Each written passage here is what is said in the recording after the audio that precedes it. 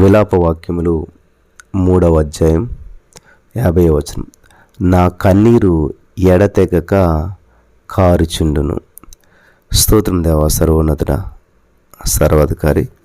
ఈ సమయంలో ఈ యొక్క వాక్యాన్ని ధ్యానిస్తూ ఉండగా మాతో మాట్లాడి ప్రతి వారికి వినగల చెవి, గ్రహించగలది అనుగ్రహించమని, విత్తబడిచిన వాక్యం వ్యర్థం కాకుండా ప్రతి హృదయంలో నాటబడి నూరంతల పంట వారు అనుభవించినట్లు చేసినందుకు నీకు వందనాలు.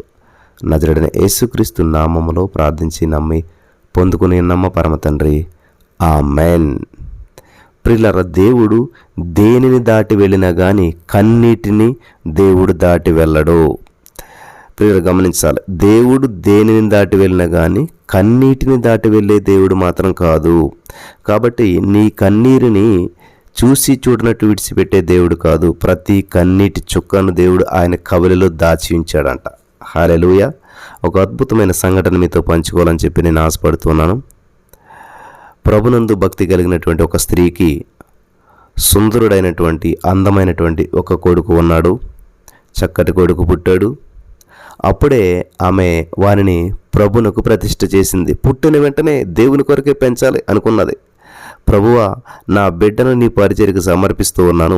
నీ చిత్తమైనట్లుగా, నీకు ఇష్టమైనట్లుగా వానిని వాడుకుంటున్నందుకు నీకు వందనాలు అంటూ ఆ తల్లి చేసినటువంటి ప్రార్థన ప్రభు సన్నిధికి చేరింది.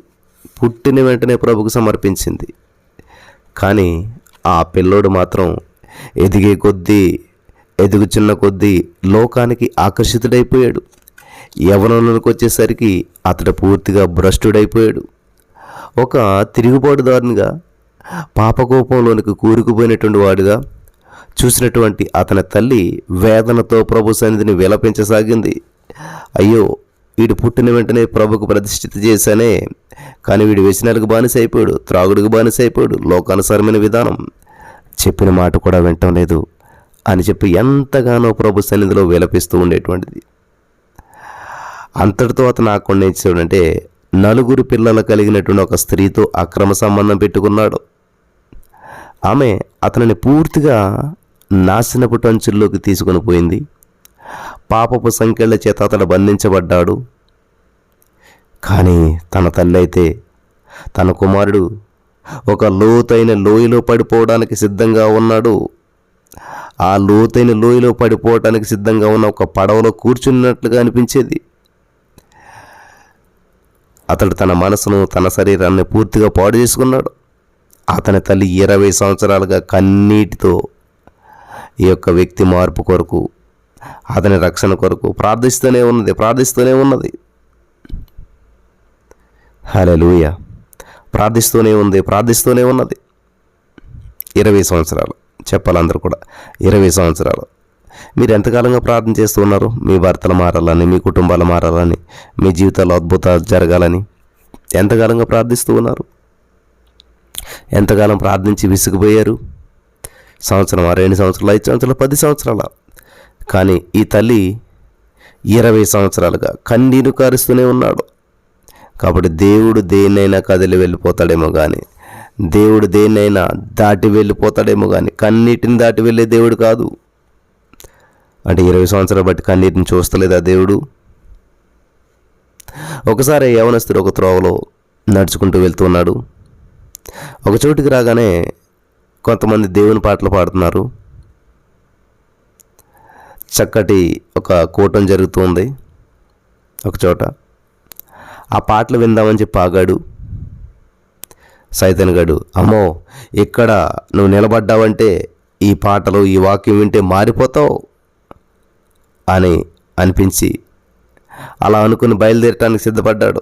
నో, ఇవి వినకూడదు, వింటే మారిపోతాను అని చెప్పి వెళ్ళిపోవాలని చెప్పి అనుకున్నాడు. కానీ అకస్మాత్తుగా ఎవరో తన కాళ్ళకు మేకులు కొట్టినట్టుగా, నడవడానికి వీల్లేనట్టుగా అతనికి అనిపించింది.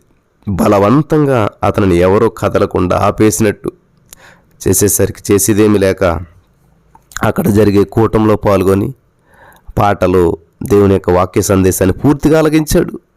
పరిశుద్ధాత్మ దేవుడు అతను లోతుగా దర్శించాడు. కన్నీటితో తన పాపాలను ఒప్పుకున్నాడు. ప్రభు సన్నిధిలో అతను విరగ్గొట్టబడ్డాడు. అతడు క్రీస్తునందు దేవుని బిడ్డగా మారిపోయాడు. హల్లెలూయా. 20 సంవత్సరాలు చేసిన ప్రార్థన వృధా అయిందంటారా? అవ్వలేదు. ఇక్కడితో ఈ స్టోరీ అవ్వలేదు. జాగ్రత్తగా వినండి. ఆయన ఏమన్నాడు తెలుసా? అసలు నేను రక్షణ పొందాను, గ్రేట్ అనుకుంటారు మీరంతా కూడా. కానీ నా తల్లి కన్నీటి ప్రార్థనా ప్రవాహంలో నేను దేవుని రాజ్యంలోనికి కొట్టుకొని వచ్చాను అని చెప్పి ఆయన సాక్ష్యం ఇచ్చాడు.